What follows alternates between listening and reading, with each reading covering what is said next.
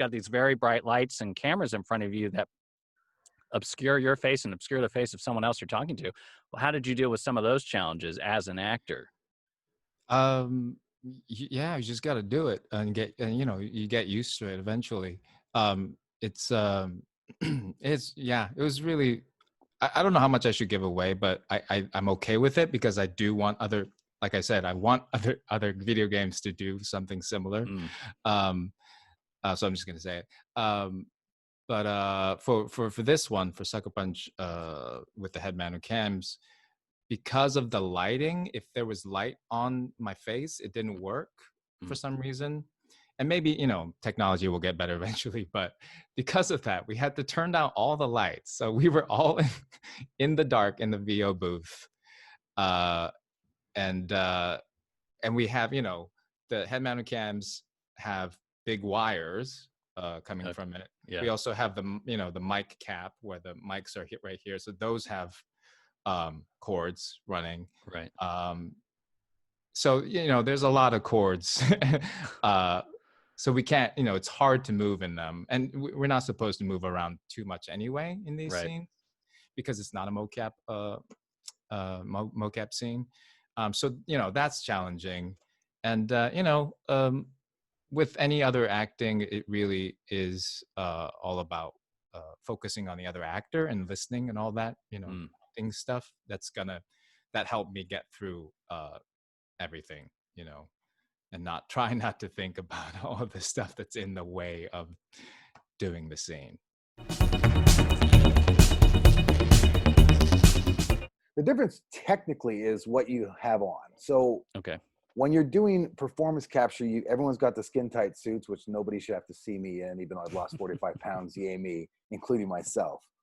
And you got these little dots, and I think that's where somehow these amazing technical people figure out a way to the dots go with your movement.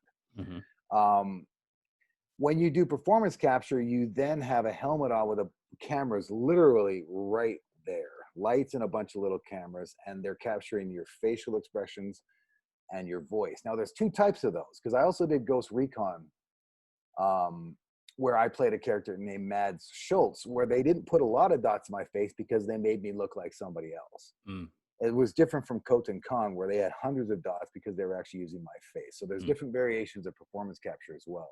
Understood. But it is a little hard because you have nothing. You have no props. You have no, anything you see in the world when you're playing a video game, none of that is there. It's a completely empty, wide open stage. And I was lucky that I got to do the motion capture first, and then I got to do some stuff on Ghost Recon where it wasn't my face, where I learned a lot. And I realized there that I sort of look at it as almost doing a walk around stand-up radio play, where how you move is ultra important and your voice is really important. If you're doing performance capture where it's not necessarily going to be your image, your face isn't as important as it is. To me, it comes down to your voice and how you move. So, for example, when I played Khotun, Tilla really helped me because that costume was 45 pounds and I needed to figure out how to walk. And I remember how I walked with 40 pounds of yak for on as Attila.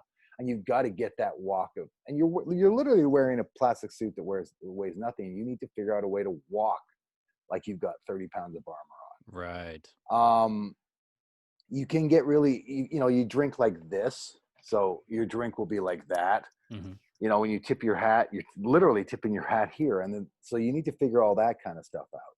It can be a little bit disconcerting because you're an actor, right? Or used to be an actor. Yeah.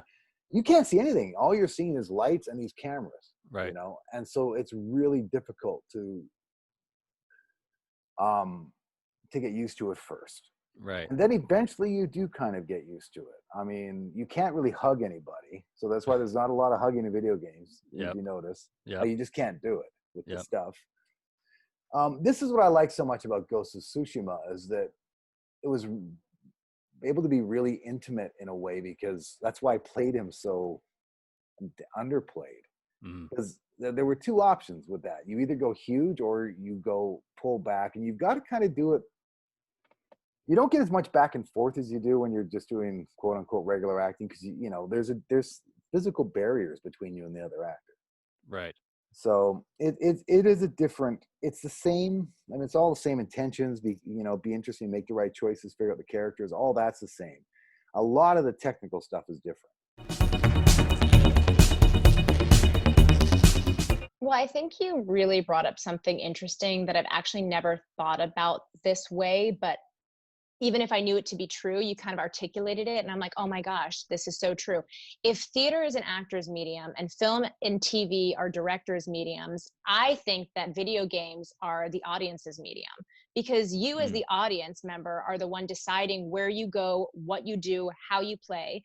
And there's so much going on, in the game that I'm in, in Red Dead 2, I think there's like between 40 and 80 hours of gameplay, and it is one of the most intricately developed open world games. That's right. So depending on how you walk into town and conduct yourself, the characters around you will change their behavior.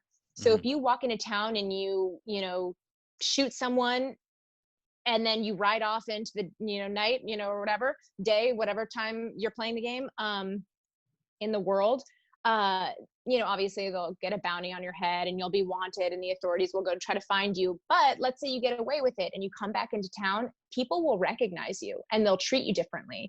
And that really becomes an investment that the player, the audience member, gives to the game. And I cannot tell you how many people are affected by it. Like, people always ask me, oh my God, did you cry when Arthur died? Sorry, spoilers. If you haven't played the game, it's 2 years old, so I'm not going to feel bad. But, but they ask me, oh my gosh, how did you feel when Arthur died? Like, did you cry when this happened? Oh my God, I loved dancing with your character. People get so invested in this because it's almost a virtual reality in some respect. You're almost hopping into 1899 and really playing. You have to take care of your horse and do all of these things. It is as close to a reality that they can create for it. So did I know that at the time to adjust for that?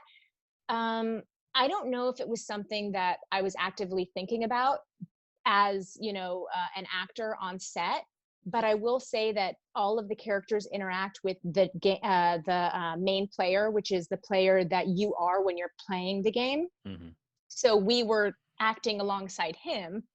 I don't know. I don't know if I'm articulating this well, but basically, I don't think that you think about that when you're doing the scenes and the work and, when you're in the middle of production. Mm-hmm. But it definitely rings true after the fact because of the fans. They are so invested in the story. And I don't know if you get fans as invested in a piece of work if it's, TV or film. And maybe I'm wrong. I know that they're film buffs. I don't want to speak, about that, but it's just a different community. Thank you so much for watching. For more great interviews, insight, and more, click the next video and be sure to subscribe.